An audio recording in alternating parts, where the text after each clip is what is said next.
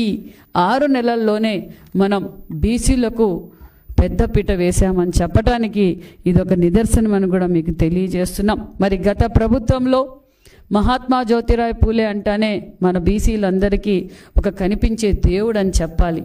మరి Mahatma Jyotirao Phule residential schools పరిస్థితి కావచ్చు, అదేవిధంగా హాస్టల్స్, బీసీ హాస్టల్స్ పరిస్థితి కూడా మనకు గత 5 సంవత్సరాల్లో ఏ విధంగా ఉందో మీరు చూశారు.